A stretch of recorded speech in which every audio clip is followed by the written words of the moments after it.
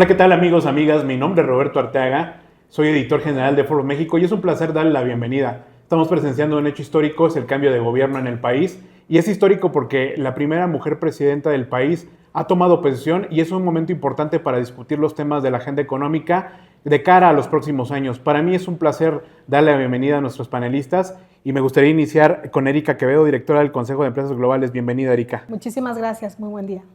Y también me gustaría darle la bienvenida a Virginia Olalde, directora de Comercio Exterior, Estudios Económicos en la Asociación Nacional de Productores de Autobuses, Camiones y Tractocamiones ANPAC. Virginia, bienvenida. Muchas gracias, es un honor estar aquí con ustedes. Muchísimas gracias y me gustaría también darle la bienvenida a Francisco Rosenweig, socio ejecutivo de White & Case México. Francisco, bienvenido. Muchísimas gracias por la invitación, un gusto saludarlos. Muchísimas gracias y pues es fundamental precisamente conocer desde sus distintos puntos de vista los temas fundamentales para la próxima administración y me gustaría arrancar precisamente la conversación hablando de un tema que ha resultado fundamental y que muchos han dicho que es el verdadero momento mexicano, que es todo el tema del nearshoring, que es esta mudanza de las cadenas productivas de Asia hacia México. Y me gustaría preguntar, iniciando por Virginia, ¿cuáles son las áreas de oportunidad? ¿Cuáles son los elementos que se pueden mejorar para que este fenómeno realmente concluya en esta atracción de inversiones para el país?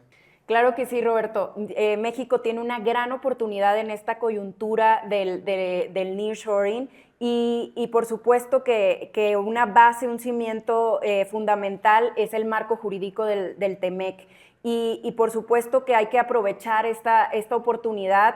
¿Y qué pasa? ¿Cuáles son los siguientes pasos como país, como economía mundial? Pues hay muchos grandes oportunidades que se deben de capitalizar en el país para la siguiente administración y es indispensable, una de ellas es mejorar la infraestructura que se tiene en el país, tanto por ejemplo, de puertos de entrada y de salida, que esto fomente la facilitación comercial, aprovechando toda la base de la economía en el tema de comercio exterior. Es fundamental reforzar este tema, así como también el desarrollo del talento humano, y esto de forma dual entre autoridad e industria y academia también, ¿no? Que vaya encaminado hacia lo que la industria que tiene México requiera en ese momento. De igual manera, también algo fundamental es temas de inversión en cruces fronterizos, la conectividad, la red 5G a nivel nacional y sobre todo también en infraestructura de energías limpias y en nuestro caso de la industria automotriz, una infraestructura de carga y de conectores eléctricos es fundamental. Como dato importante, el comercio internacional, alrededor del 70% se traslada por el autotransporte. Por eso es fundamental también tener esta infraestructura de carreteras y también entrados a las nuevas tecnologías de los vehículos. Además, es fundamental para esta nueva administración entrante crear el espacio idóneo del diálogo, ¿no? Un diálogo continuo entre el sector privado y el gobierno y, claro, sin dejar a un lado el tema de economía circular. Creemos que es muy importante diseñar un esquema de nearshoring sostenible. Muchísimas gracias, Virginia. Muy importante hablar del nearshoring de hace una década, porque al final de cuentas el sector automotriz fue uno de los sectores fundamentales para que el día de hoy este fenómeno sea conocido como tal. Y me gustaría también dar la bienvenida precisamente a Erika para hablarnos de estos temas que además desde las empresas globales es fundamental la voz. Así que me gustaría conocer tu opinión acerca de cuáles son estas áreas de oportunidad que tendría el nearshoring en México. Gracias, Roberto, y gracias por la pregunta, porque hemos determinado que son 5, al menos las empresas globales, que son 5 los grandes temas que como país nos parece que tenemos que trabajar y empujar juntos para realmente poder aprovechar esta oportunidad única e histórica que tenemos frente a nosotros. El primer elemento que yo te diría es la formación de talento. O sea, hoy las empresas necesitan un talento muy distinto de lo que necesitábamos hace 10 o 20 años. O sea, hoy necesitamos gente que preparada hacia lo que viene, hacia todos los sectores del futuro, la digitalización, la automatización, etcétera, ¿no? Entonces, la inteligencia artificial. Así que hay que trabajar muy duro en el tema de la educación técnica, ¿no? En la capacitación para el empleo y por supuesto que también hay que hacer un énfasis en toda la parte de innovación y desarrollo. Entonces, eso pensamos nosotros que es un primer elemento. El segundo elemento que hay que coincido con Virginia y es toda la parte de infraestructura, logística y conectividad, sumamente relevante para las empresas globales. O sea, hoy vemos que tenemos una brecha enorme en el norte y el sur, ¿no? Ahora sí que en estas bandas de desarrollo, pero sin duda impulsar la infraestructura, la logística y la conectividad será verdaderamente relevante si queremos tener un piso parejo norte-sur. Entonces, eso es fundamental y cuando hablamos de eso, bueno, no es infraestructura más física, sino también es infraestructura tecnológica, ¿no? El tercer elemento para nosotros fundamental y que creo que yo te diría que las estadísticas dicen que es el elemento que más lastima y preocupa hoy a los mexicanos, es el tema de seguridad. Y yo te diría que de seguridad en todas sus aristas, no solamente la seguridad física, pero también la certidumbre y la certeza jurídica para tener un piso para la inversión. Entonces, eso yo te diría que es fundamental. El cuarto elemento es la transición energética, ¿no? Absolutamente todas nuestras compañías hoy tienen objetivos muy poderosos en temas de descarbonización y en temas de uso de energía renovable. Yo te diría que tan pronto como 2025, 2030 y 2050, que además ya está aquí a la vuelta de la esquina. Así que hay que invertir muchísimo en generación, pero también en redes de transmisión, que es sumamente relevante. Y el último tema, pensamos que para que todo esto sea posible es importante un marco institucional fuerte, sólido y con instituciones realmente poderosas que nos permita transitar en todos estos elementos. Y aquí pues hay que pegarle duro al tema de simplificación administrativa, hay que pegarle duro también a cómo estamos hoy en el fortalecimiento de las aduanas, en fin. Pero para nosotros esos yo diría que son los 5 grandes elementos que estamos convencidos que si trabajamos juntos podemos aprovechar al máximo esta oportunidad que se nos presenta. Muchísimas gracias, Erika. Y precisamente uno de los puntos era la certeza jurídica, que es un tema que el día de hoy se ha comentado en todas partes y sobre todo entendiendo el fenómeno económico. Yo creo que Francisco tiene mucho que decir al respecto, así que Francisco, bienvenido, por favor. Muchas gracias. A ver, desde el punto de vista del nearshoring hay que recordar pues, que es un fenómeno del que nos vemos beneficiando pues, desde el TEMEC, cuando se renegoció hace 4 años, pero también desde el NAFTA. Entonces, esta es una plataforma muy potente. Y más recientemente nos hemos beneficiado de las tensiones comerciales que han habido entre Estados Unidos y como resultado de la pandemia. Entonces, desde esa perspectiva, pues somos una ubicación pues, muy atractiva desde un punto de vista geopolítico, geocomercial.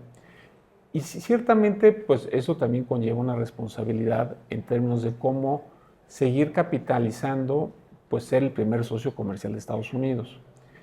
Y eso pues naturalmente implica fortalecer nuestras cadenas de valor, ya no desde una perspectiva de cadenas globales, que es lo que había hasta antes de la presidencia de Donald Trump en Estados Unidos, y luego con la pandemia pues hizo todavía más evidente la necesidad de tener un comercio e inversiones regionales. De ahí que las reglas de origen y una serie de disposiciones del Telecam fue modernizado para traer el famoso hoy en vida TEMEC, ¿no?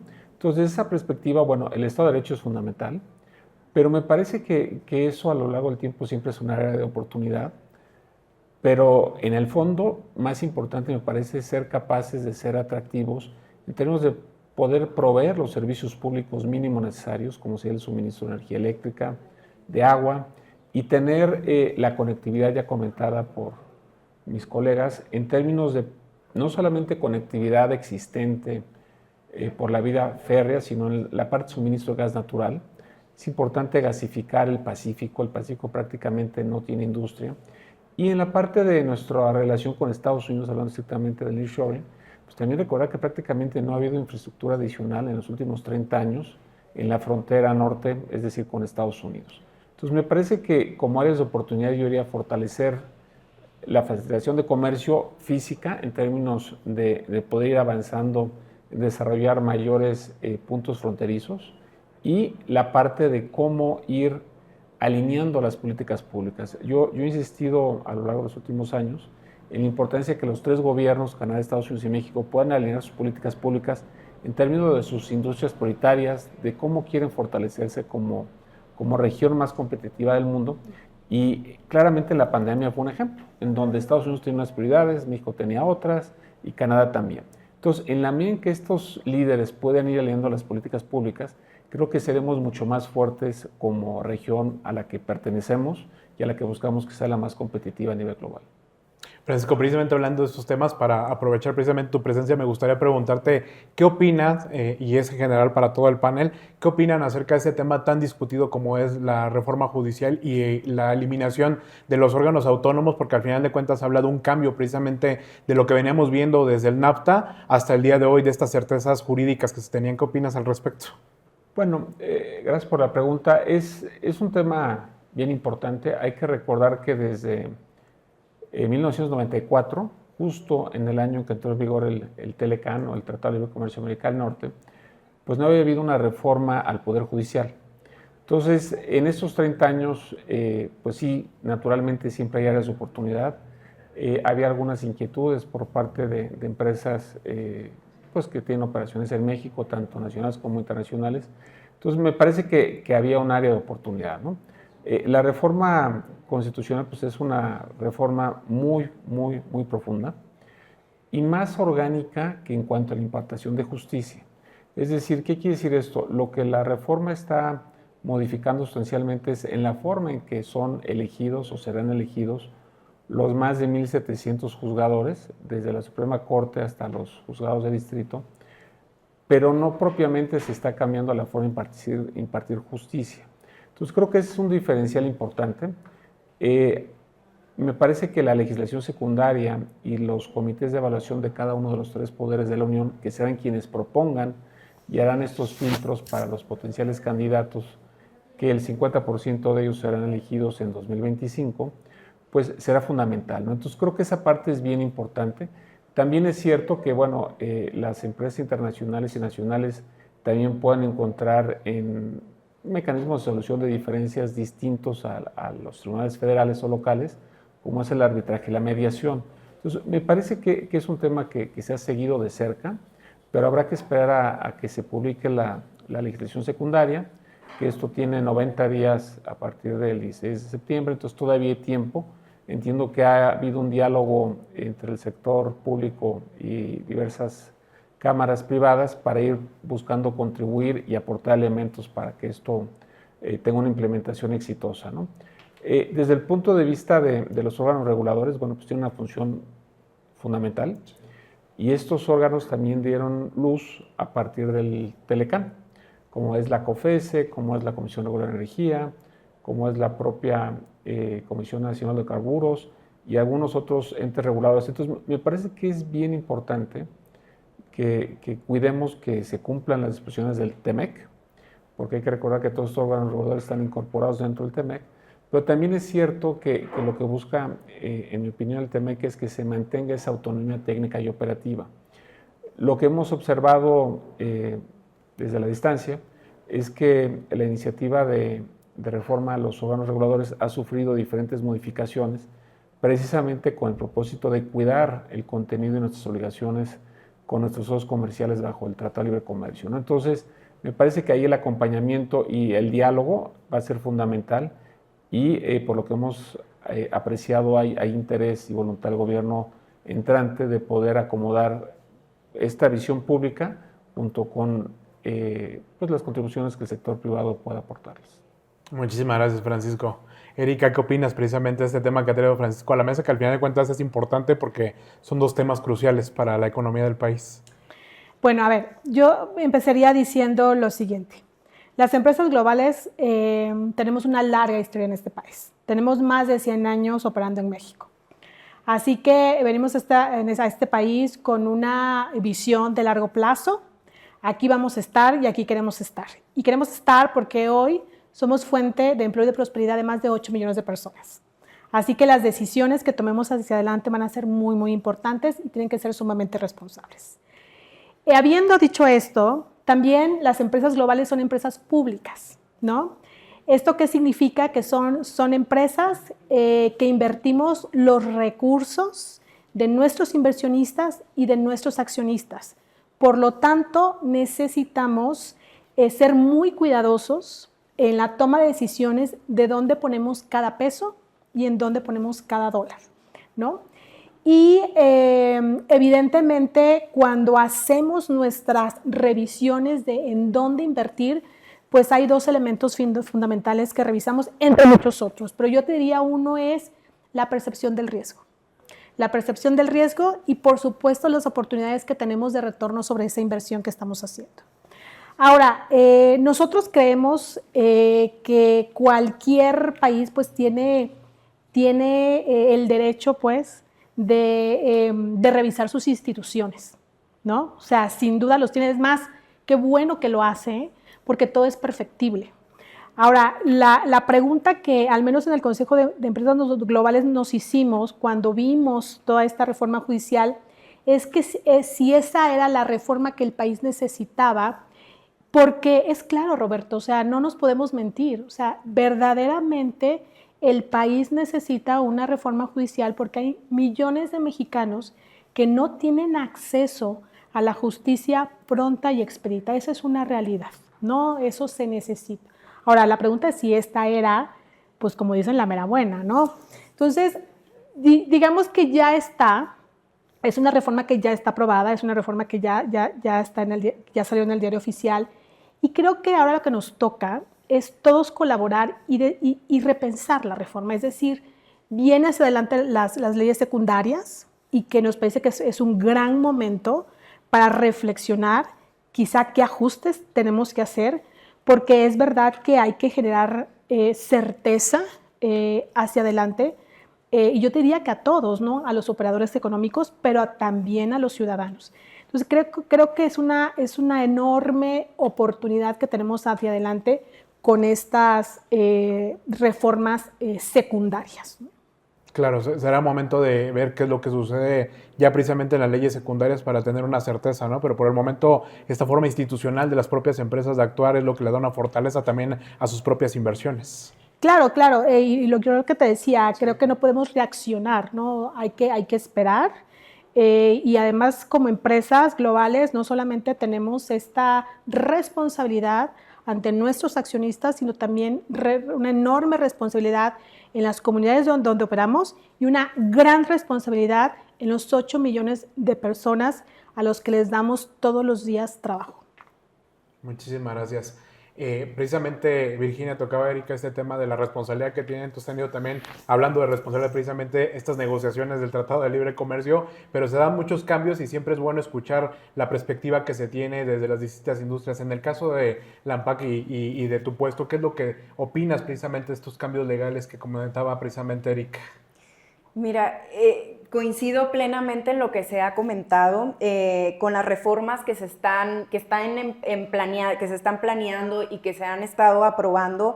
Pues nosotros creemos que es necesario generar las condiciones, que ya lo mencionábamos, de certeza jurídica en todo el territorio, y esto con el fin de garantizar que haya estas condiciones idóneas que ya mencionaba Erika, para atraer y concretar y mantener la inversión que hay en nuestro país, ¿no? Con respecto específicamente a la reforma judicial, los procesos, nosotros creemos que los procesos para asegurar y garantizar el Estado de Derecho y la certeza jurídica deben trabajarse a implementarse en estos siguientes pasos, ¿no? Ya se mencionaba de las leyes secundarias, y creemos que estas leyes secundarias necesitan dar esta claridad, certeza, imparcialidad, profesionalismo, que esto garantice la correcta administración e impartición de la justicia en favor de México. A mí me gustaría también mencionar la relación con el Tratado de Libre Comercio entre México, Estados Unidos y Canadá, el TEMEC, y este tratado, sin lugar a dudas, su espíritu y todo su texto prevé que la región tendrá el ambiente idóneo para la inversión, siendo el Estado de Derecho algo de suma importancia, Roberto. Entonces, Sin duda alguna, esperamos que la implementación de esta reforma tenga en mente esto y que se logre dar esta claridad y certeza para todas las empresas y todas las industrias y todos los organismos y todos nuestros ciudadanos que han creído e invertido en México. Francisco, precisamente siguiendo abonando en el tema del Estado de Derecho, tú tienes muchísimo contacto con clientes muy importantes, sobre todo hablando en el sector empresarial, que seguramente te comentan acerca de las necesidades que se tienen de adecuar la ley. Siempre hay procesos regulatorios interesantes que mejoran la actividad económica. ¿Cuáles serían para ti los temas fundamentales que tendríamos que hacerle conocer al nuevo gobierno que pueden ser áreas de oportunidad? Mira, me parece que una de las grandes áreas de oportunidad es infraestructura. Como comentábamos anteriormente los miembros de esta charla, el tema de infraestructura creo que es una gran área de oportunidad tanto para el gobierno, para mejorar la infraestructura eléctrica cuando hablamos de transmisión, distribución, la infraestructura de gas natural, los servicios públicos de agua, que es a nivel federal y estatal. Cuando hablamos de temas de conectividad para la industria del transporte, el tema de mejorar las vías generales de comunicación, me parece que es una gran área de oportunidad. Los puntos de interconexión o de conexión con el norte y con el sur, me parece que ahí hay una gran área de oportunidad y está en el mejor interés de los dos países, México y Estados Unidos, y también con Guatemala, en cuanto a cómo fortalecer ese intercambio comercial, ¿no? Por otro lado, también me parece que uno de los temas que será muy importante pues es que en todos estos conjuntos de reformas que se están llevando a cabo, pues nos permitan mandar señales positivas sobre la integración comercial que tenemos con Estados Unidos y Canadá, porque hay que recordar que pues en junio de 2026, a más tardar, los 3 países miembros del tratado tendrán que expresar su voluntad de continuar con esta plataforma comercial que pues naturalmente en el caso de México pues es fundamental mantener y no solamente mantener sino incrementar ya de por sí este intercambio comercial tan exitoso, ¿no? También es cierto que, bueno, pues cuando hay relaciones intensas comercialmente hablando, pues también es normal que haya algunos irritantes comerciales, entonces tampoco debemos asustarnos, pero ciertamente pues tenemos que llegar lo mejor preparados en términos no solamente de cómo fortalecer los flujos de comercio e inversión, que Estados Unidos es el principal socio comercial en la parte de comercio, de movimiento de mercancías y servicios, pero también en la parte específicamente de inversión, ¿no? Es nuestra principal fuente de inversión extranjera directa y me parece que ahí tenemos que ser muy atentos en cómo podemos seguir colaborando. Viene un nuevo gobierno, yo soy optimista de que el nuevo gobierno va a tener mucho interés en ver cómo seguir fortaleciendo esta relación con Estados Unidos y cómo a nivel nacional seguir proveyendo a las mejores condiciones en términos de conectividad, de certidumbre jurídica, y de políticas que permitan fortalecer este vínculo con las principales economías con las que México tiene un tratado de libre comercio. Muchísimas gracias, Francisco. Muchísimas gracias a ustedes. Quiero agradecer al público de Forbes su continuidad en este espacio de diálogo y agradecer también a Francisco de Rosenweck, socio ejecutivo de Waden Case, que haya estado presente aquí. Se tuvo que retirar por compromisos establecidos, pero le queremos agradecer y continuar precisamente con este diálogo que es muy interesante. Hablábamos precisamente de los elementos que se han puesto sobre la mesa en temas legales, temas de cambios, y es muy importante conocer cuáles son las perspectivas que se tienen para poder seguir incentivando la atracción de inversiones al país. En este caso, Virginia, me gustaría preguntarte cuáles serían los elementos que tendríamos que fortalecer o que de tu perspectiva podríamos tal vez hasta innovar para seguir atrayendo inversiones. Claro que sí, creo que en esta nueva administración tenemos una gran oportunidad de tener un diálogo constructivo, Roberto, un diálogo que sea la construcción de políticas públicas que se desarrollen de la mano entre industria, gobierno, academia y con un enfoque, por supuesto, de crecimiento sostenido y sostenible. La clave para mantener esta relación productiva esta relación tripartita se tiene manteniendo la comunicación coordinada, ¿no? Y esto con el objetivo de seguir generando los empleos de calidad y trayendo la inversión al país. Para que esto se logre es crucial estrechar los lazos de cooperación y coordinación entre el gobierno, las diferentes cámaras y asociaciones del sector privado. Y creo que algo que se ha platicado en los planes de esta nueva administración y que existe un gran interés es de tener esta colaboración por medio de asociaciones público-privadas, que creo que va a ser una oportunidad muy, muy grande para tanto el sector público como para el gobierno, de seguir teniendo este crecimiento y esta coordinación específica. En el caso específico de la industria automotriz de vehículos pesados, pues existe una gran oportunidad de generar este espacio de diálogo a favor de la descarbonización, que es un objetivo que no solamente nos involucra a nosotros como industria automotriz, sino a todos los ciudadanos del país. Esto se puede llevar a cabo con un liderazgo a nivel federal, donde estén todas las secretarías involucradas en el tema y estén presentes con el mismo objetivo de planear conjuntamente la hoja de ruta de descarbonización en el país. Para esto se necesita un trabajo en equipo, en enfocarnos en temas que ya hemos mencionado en este conversatorio de infraestructura, energías limpias, planeación estratégica, conectividad, etcétera. Que estemos juntos hacia una movilidad innovadora.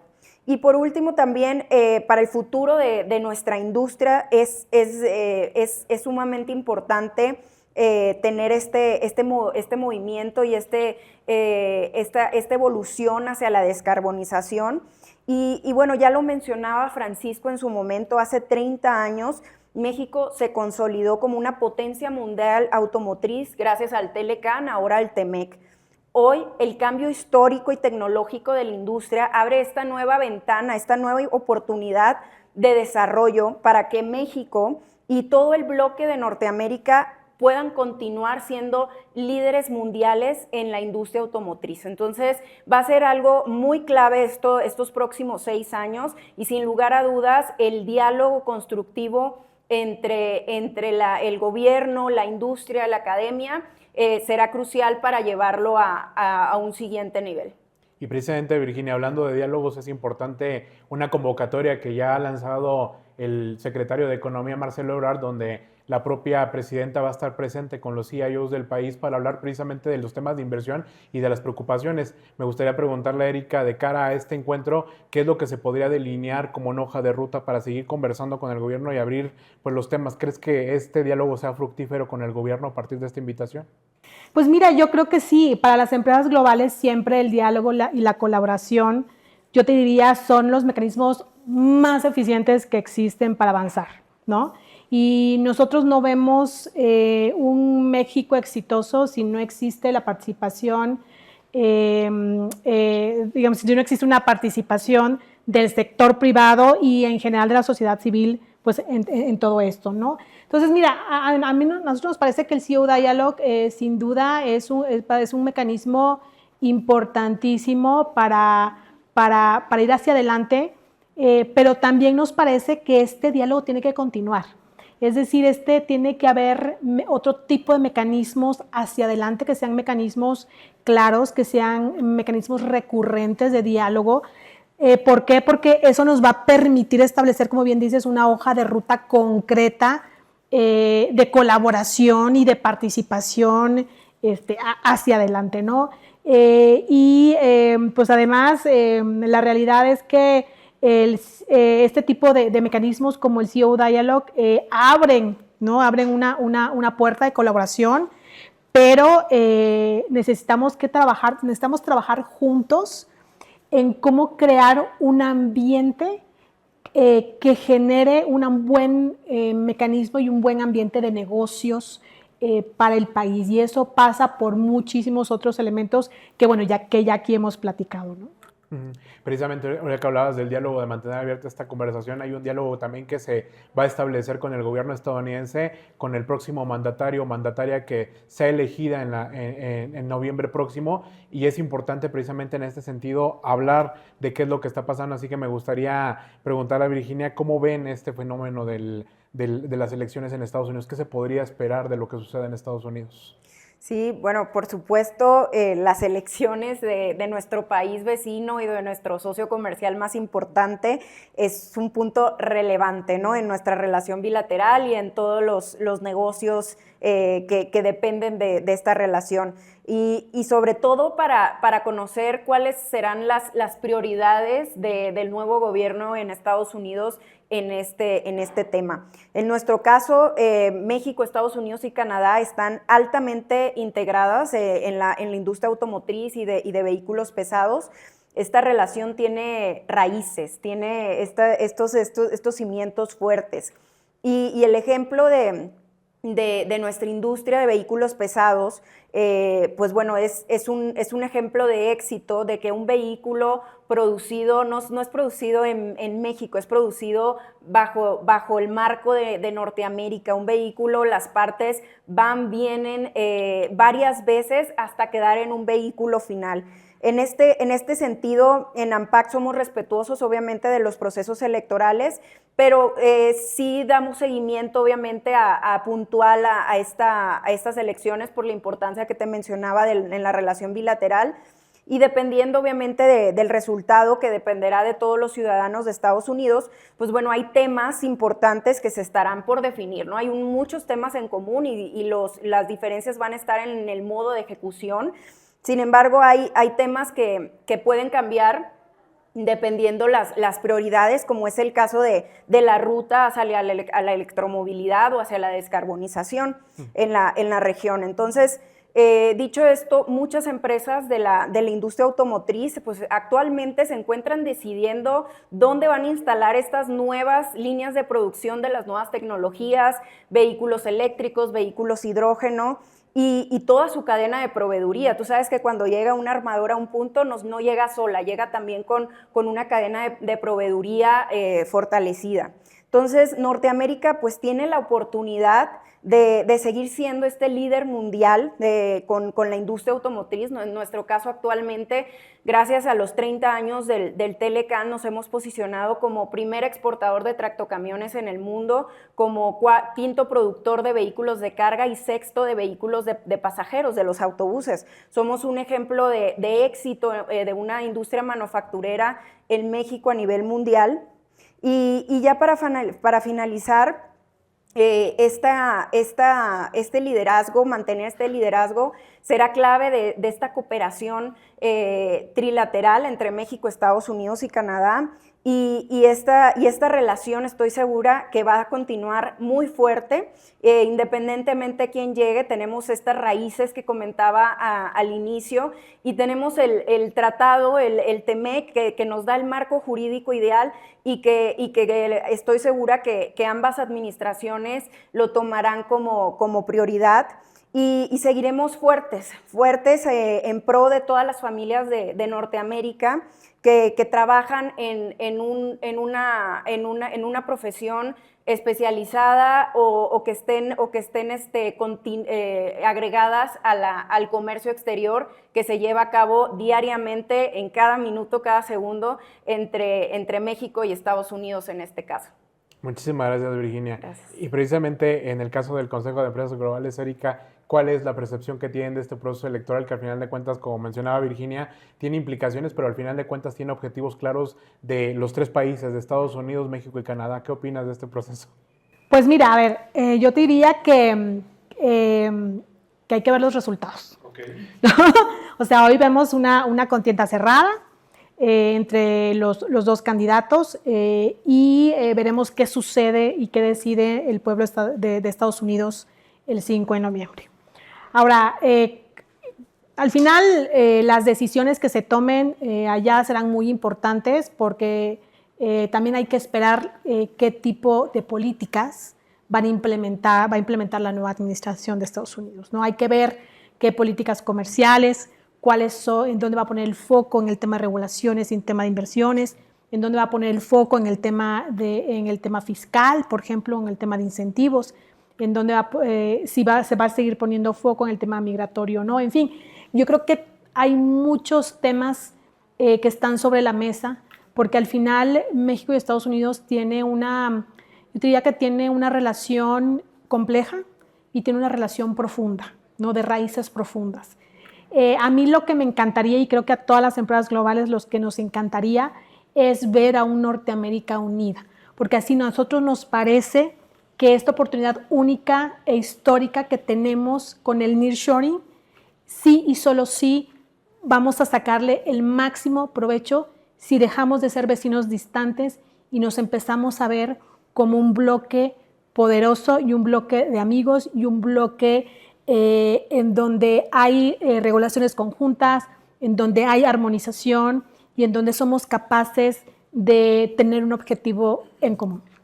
Muchísimas gracias, Erika. Nos acercamos al cierre precisamente de este panel y me gustaría proponerles a ambas que para cerrarlo puedan dar un comentario final dirigido al público de Forbes, que al final de cuentas son empresarios, son emprendedores, son personas que están precisamente tratando de pensar también lo que está sucediendo en la economía nacional, pero sobre todo entendiendo cuáles son los cambios significativos. Y me gustaría esta última ronda iniciarla con Virginia. Un mensaje al público de Forbes, por favor, Virginia. Bueno, primero que nada, muchas gracias por su atención a este conversatorio. Ha sido un placer convivir con Francisco, con Erika, contigo, Roberto. Y lo que yo les puedo decir es que México es fuerte, México tiene muchas cosas positivas y nuestra industria ha creído e invertido en México y ha sido por algo. Entonces, el futuro de México es fuerte y debemos de permanecer unidos como mexicanos y unidos como Norteamérica, como Erika comentaba hace unos momentos, con prioridades compartidas. Y como ya se mencionaba en diálogos anteriores trilaterales, con una prosperidad compartida. Muchísimas gracias, Virginia. Erika, por favor. Pues gracias, Roberto. Primero que nada, gracias a Forbes por esta oportunidad de compartir con ustedes nuestras ideas del Consejo de Empresas Globales en México. Y yo te diría dos elementos centrales. El primero es que nosotros vemos con muchísimo optimismo el futuro de México. Nosotros tenemos, muchas de nuestras compañías llevan más de 100 años en este país y nuestra apuesta es y seguirá siempre siendo por este país. El otro tema es que deseamos que le vaya bien a la nueva administración y de verdad deseamos que le vaya bien a la nueva presidenta porque queremos para este país un futuro verdaderamente exitoso, porque un futuro exitoso es un futuro exitoso para todos los mexicanos y para toda la región.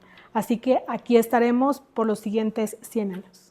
Y si me dejas agregar algo, Roberto, también estamos aquí para la nueva administración. Estoy segura que todo el sector privado está a su disposición para seguir trabajando conjuntamente y tener este diálogo constructivo que ya se mencionaba a favor de México, a favor de todas las mexicanas y mexicanos y para mantenernos unidos y fuertes con un crecimiento sostenido y sostenible. Muchísimas gracias, Virginia. Erika, nuevamente le reitero el agradecimiento y también quiero agradecer al público de Forbes por el favor de su atención y recordarles que tenemos una cita en este canal para seguir conversando precisamente del futuro económico de este país en este cambio de gobierno. Nuevamente, muchísimas gracias y nos vemos la próxima.